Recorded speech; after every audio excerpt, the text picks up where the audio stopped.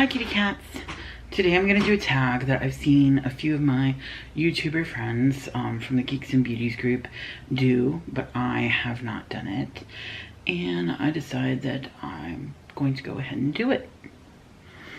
And I look a little washed out because I only have like my foundation and stuff on because I'm about to do a Halloween makeup look, and I decided that I wanted to do this before I did that look. So the tag is my makeup journey tag.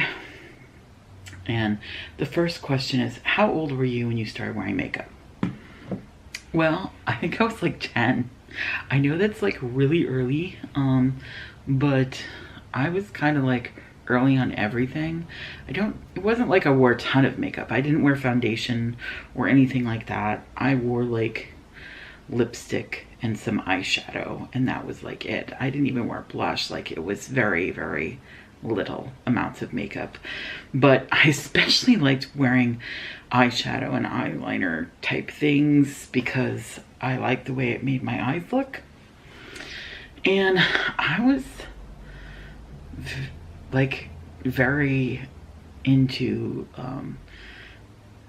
looking a certain way. I can't really explain. Like, I wore a lot of stuff that my dad thought was very inappropriate. I was often having to change my clothes. It's funny because a few years later there was no issue.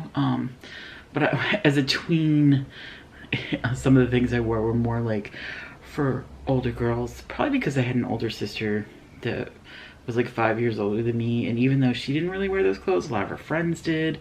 And so I wanted to wear like the off-the-shoulder, you know, 1980s like sweater, and my dad was like, that's not modest. And it was hilarious actually. When I think about it, I'm like, really, compared to the things that we wear today? No, that's really not that bad at all. It's kind of funny. But anyways, so yeah, I wore very, very little makeup, but I wore something. So yeah, that's about when I started. 2, have you gone through any makeup phases you look back on now and you think, what the fuck was I doing? Not really. Honestly, that's just what I was doing at the time. I don't look back on it and go, oh my God. It's just, I'm not really like that about anything. Clothes, hair. Other people I know look back and go, oh God, the horrible makeup and hair trends. And I'm just like, they weren't horrible. It's just what they were. You know, like there are things now that like 20 years from now, people are going to go, oh my God. But that's just what the times called for. You know, like things change. What's popular changes. I don't always like what's popular at the time either. I kind of always like to be a little bit different, which caused me to, you know, sometimes get picked on, but I didn't really care because I liked what I liked. And I'm still that way today. So I try to make sure that my daughter feels the same way. You know, wear what you like. Do what makeup designs you like.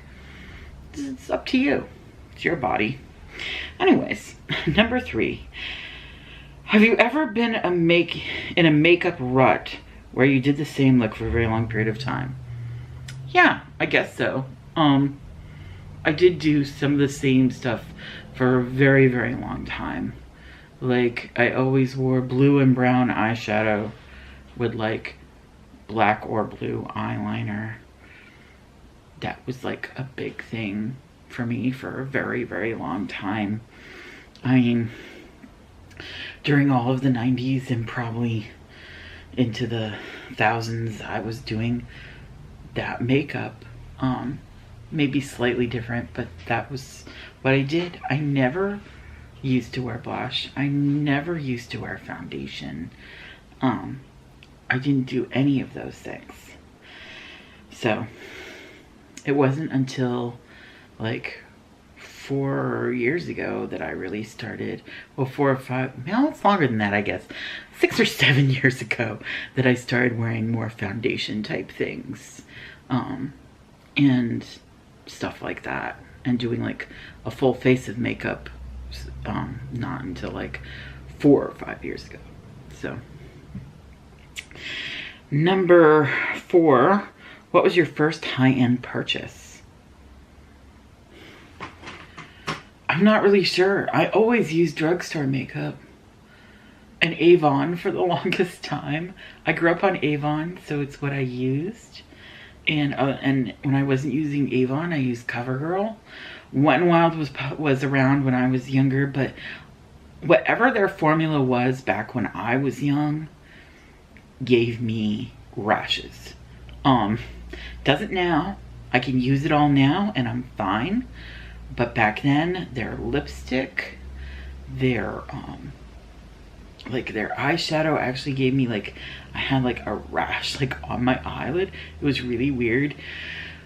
And I would get like rashes all around my mouth if I used their lipstick. So I don't know what was in it, but, or if maybe now I'm not allergic to it and I was then, I don't know, but nothing else.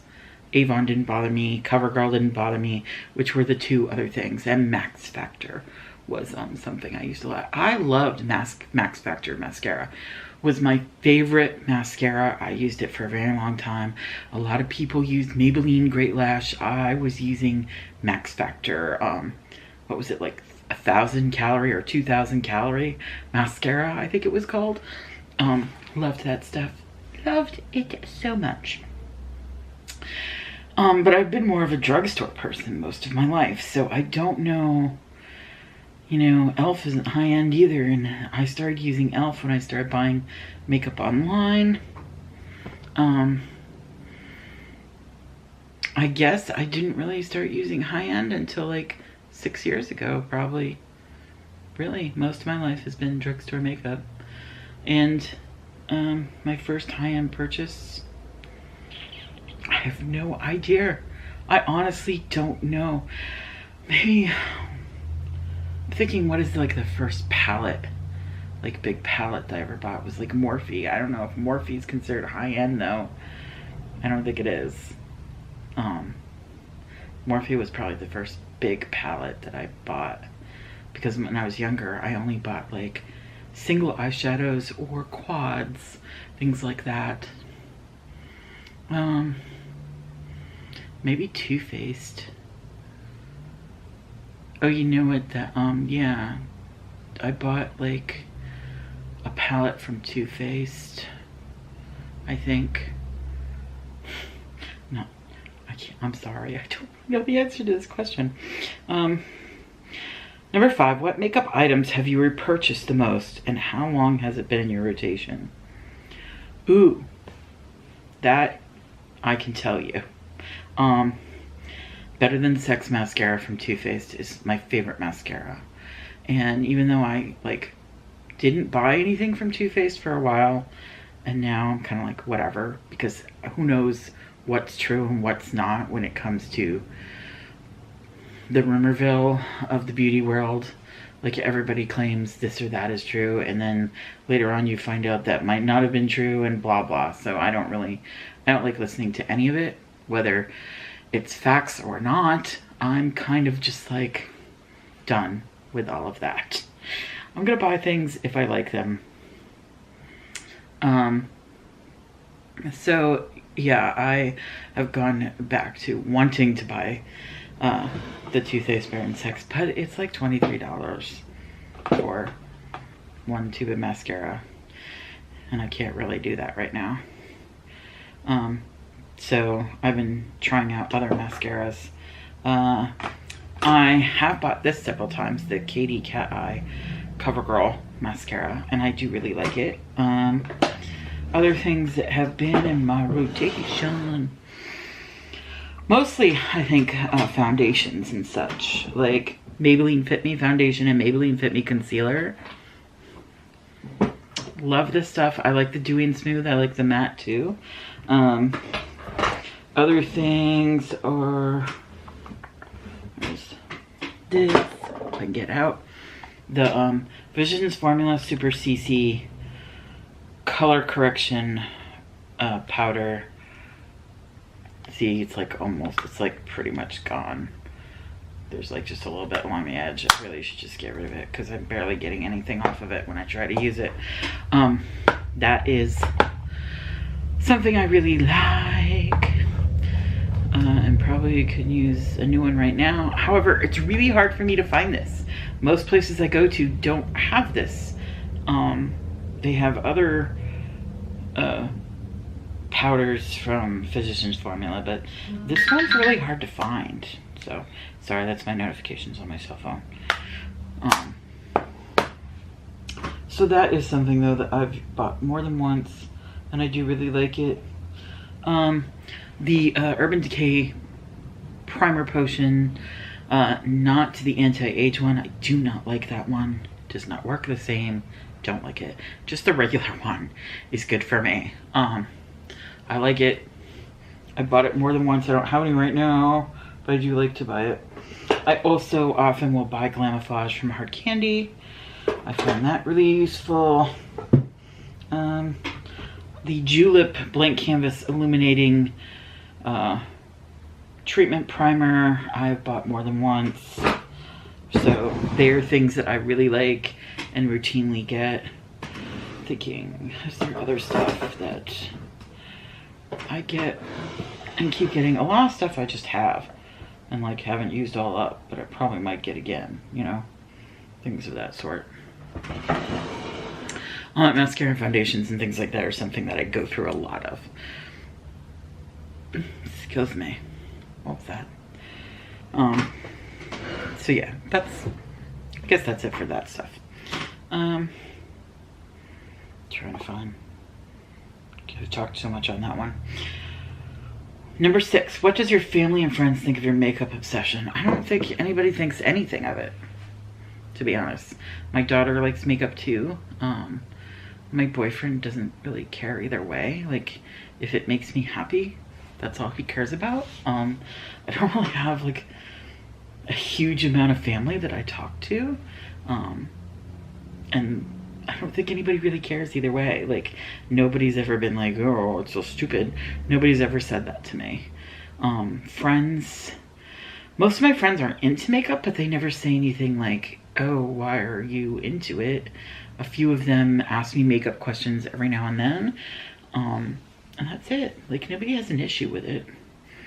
I know that there are some people that have others in their life that like put them down about wearing makeup, and I think that's really weird. Like, what do you care what somebody wants to do to them? Like, it's makeup. It's like you cutting your hair. Like, you can cut your hair. It's your body. Do what you want to it.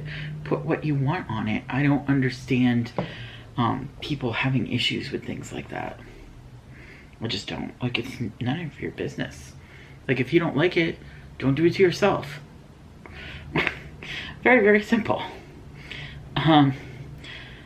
Number 7 is who inspires the way you do your makeup? I don't know. I guess watching a lot of other YouTubers kind of inspired me. When I first started YouTube, I was actually going online looking for makeup tips and stuff. And then ended up deciding to do a channel. I was convinced by one of my friends. He was like, you should do this. You like makeup, you like doing this stuff, you like talking, you're very good on camera. So I was like, okay, yeah, this is something that maybe I could do. So, I mean, I guess I was inspired by people that I watched, but I don't think that I get inspired by all of them. Like, I just like watching on Instagram and on YouTube different people doing their makeup, and I go, ooh, that's an idea, and oh, you know, and sometimes I just come up with stuff myself. But yeah, there's so many. I can't say any one person or thing that inspires me. It's like a whole bunch of people. 8, describe your current makeup style in 3 words.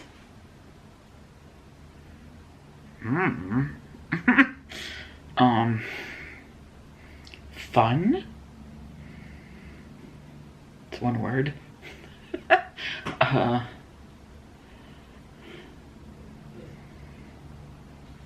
Interesting. That's the 2nd word. 3rd word. I don't know. I I can't think of a third word. If you can think of a third word for me, tell me down below. Number 9, what pushed you to start your YouTube channel?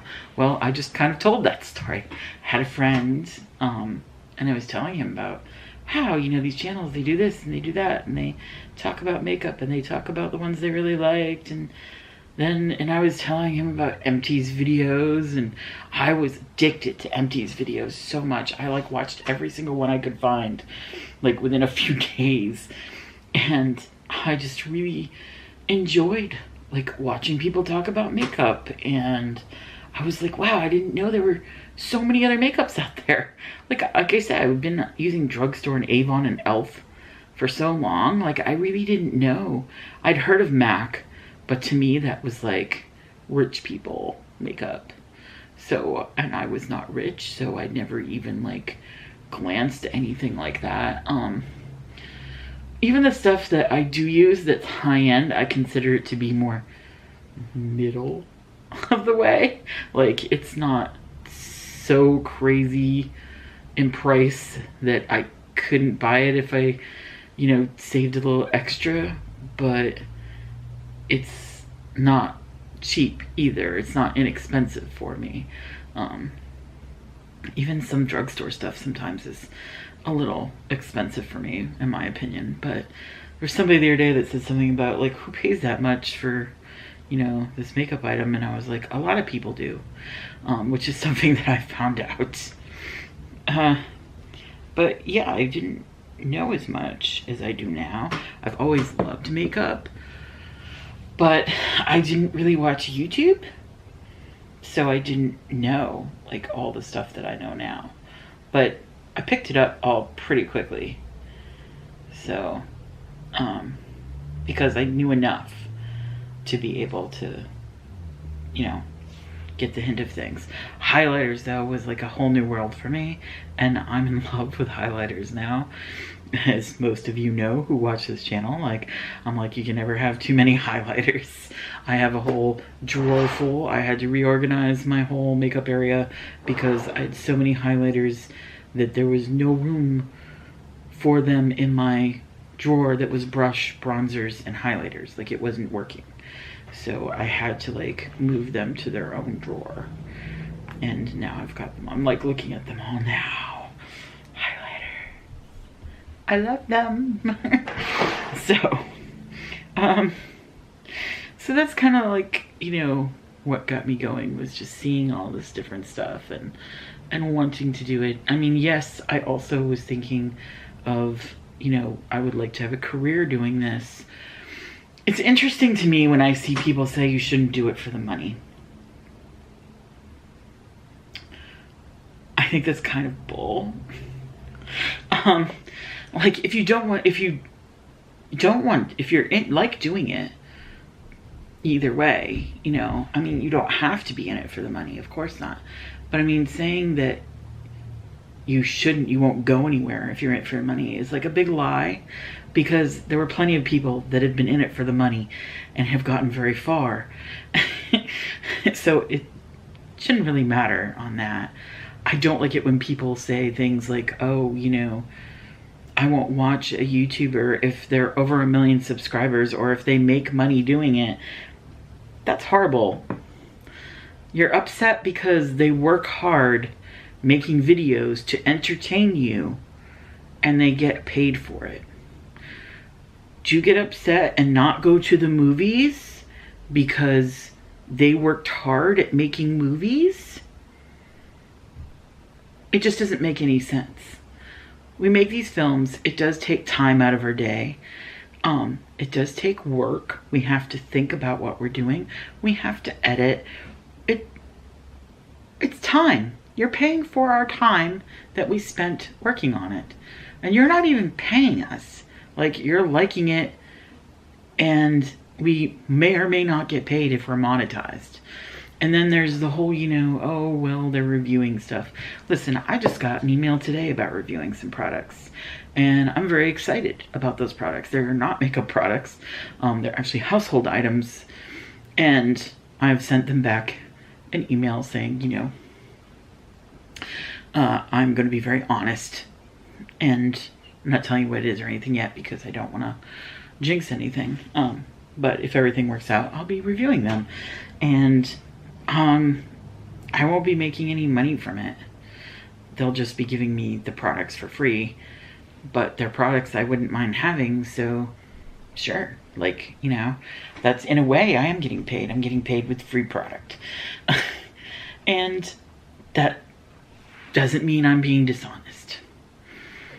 So, and a lot of people seem to think that even when somebody says, I'm reviewing this product, even when they are honest about the fact that it's been sent to them for free and they're getting paid for it, they're still told, well, you must be lying. And I've seen it happen so many times to so many YouTubers, and it causes me a lot of aggravation. Because I've seen some really great YouTubers that are below 1 million that are still getting crap like that about it. And I've talked to some of them about it too, and it's like, they can't win no matter what they do. Like, if they say a product's great, well, you must be lying because you're getting paid for it. If you say a product's not great, oh, you must be getting paid for by a different company or something. Like, just nobody can win. Nobody. So, whatever. I'm not going to get into that because then it'll just turn into like a big discussion. So please, if you have an issue with any of that, please don't comment. Go talk to somebody else about it. I don't want comments about how this one or that one does this or that on YouTube. I don't like that crap. Don't like it. Don't want any part of it. So please don't. Number 10, do you think you will still be on YouTube in 3 years from now? Probably. I don't know how far I will have gotten. It's very, very funny to me, actually. I almost have twice as many followers on Instagram than I do on YouTube. And I don't know how many other people have that imbalance, but it's really kind of funny to me because I get a lot of good support either way, but I am kind of wondering, why are all these people on my Instagram and not on my YouTube? It just kind of weirds. It's like, because my Instagram I use to pump up my YouTube. So they're seeing pictures that are saying, go check out my YouTube video, but they're not subscribing to it, and I find it kind of odd. But yeah, I'll still be on there. Even if I start making, like, even if I start not making, having a bigger amount on Instagram than YouTube. Like, I get more emails about Instagram than I do YouTube. I get more messages about products and stuff on Instagram. And if that's the case, and I go further on Instagram than YouTube, that's what will happen, but I'm still gonna have a YouTube, no matter what. So, there you go. I mean, that's everything. That's the whole my makeup journey. I think it's funny the last one was about YouTube because it's my makeup journey, and that wasn't anything about makeup. Neither was the YouTube channel one. But, you know, I guess it's because they're YouTubers on doing it. Whatever. Anyways, I hope you enjoyed this tag and can appreciate, even if you don't agree with me on everything, can appreciate and respect me for my own opinions and such. And I'll see you all in the next video. Remember to always be kind, even when you want to slap him in the face. Bye-bye, kitty cats.